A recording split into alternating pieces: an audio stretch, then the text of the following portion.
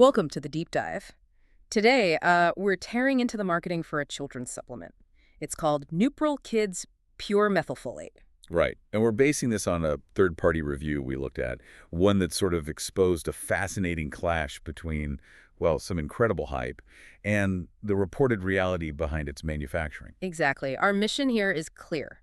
We're going to neutrally analyze the marketing tactics, the claims, the science, or reported lack thereof attached to this product. All based on the investigation's findings, of course. Yes, absolutely. We want to give you the unvarnished facts that the review uncovered. We're not making claims ourselves here, just reporting. And it taps into a really serious challenge. The difficulty parents face when they're trying to evaluate these very heavily marketed supplements, especially ones aimed at complex issues like kids' behavior, focus, development. When you're worried as a parent, you're vulnerable. Precisely.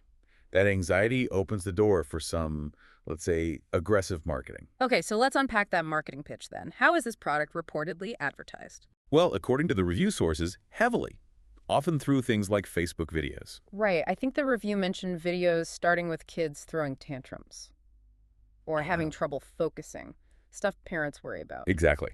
And the core claim, the linchpin really, connects these very common childhood issues directly to a specific genetic thing, a possible MTHFR gene mutation. Ah, the MTHFR angle. The idea that the child might not be able to convert standard folic acid properly. That's the reported hook.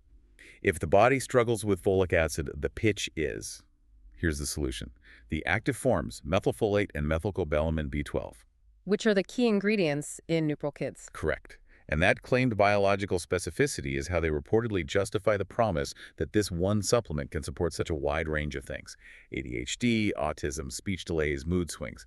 It's a long list. And they back this up with some, frankly, staggering survey stats cited in the marketing. Things like 96% of parents saw clearer thinking. And 93% noticed better moods.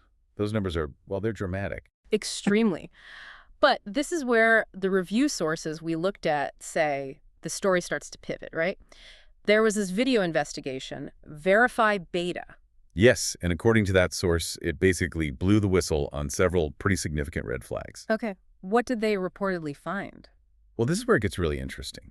The source claims there are layers of alleged deception.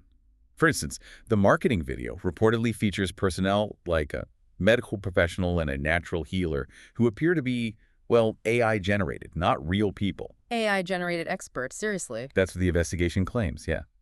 And it reportedly doesn't stop there. The website, despite claiming it's trusted by over 100,000 parents. Let me guess, the reviews. According to the source, yes.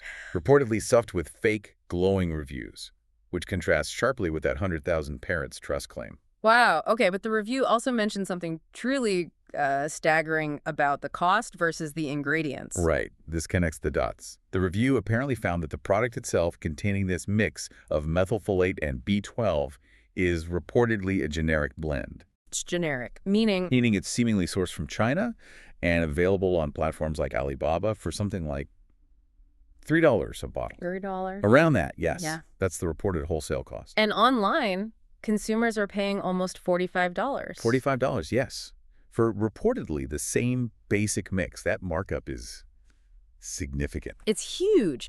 Okay, but the crucial question then becomes, even if it's overpriced, does this mix actually work for the conditions it targets? I mean, folate and B12 are essential nutrients, right? Oh, absolutely. They are definitely essential. No question about that. But scientifically speaking, the sources we reviewed note that most children actually get plenty from a balanced diet. And fortified foods too, I suppose, like cereals. Exactly. Fortified foods are everywhere.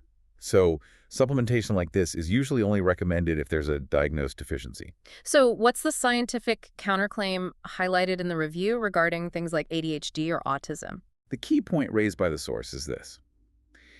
There is reportedly no robust scientific proof that this kind of methylfolate supplementation fixes complex conditions like ADHD, mood swings, or autism spectrum disorder. So the idea that one single generic supplement can regulate development or behavior in all children is described by this source as essentially exaggerated marketing hype, not established medical fact. Okay, so let's try and synthesize this for you, the listener. The core tension seems to be the investigation suggests this product is an significantly overpriced mix of generic ingredients. sold using some pretty sophisticated tactics, reportedly like leveraging fear about genetics, the MTHFR gene. To exploit parental worry, potentially with what the review calls false promises of a kind of miracle cure. Now, we absolutely must be clear here. We are reporting on the contents of the sources and reviews provided to us. Yes, this is crucial. We aren't endorsing these findings, nor are we validating the claims made by the product manufacturer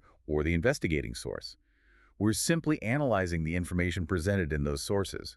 Our role is to present the information from the review neutrally. Exactly. So, we'll leave you with this final provocative thought to consider.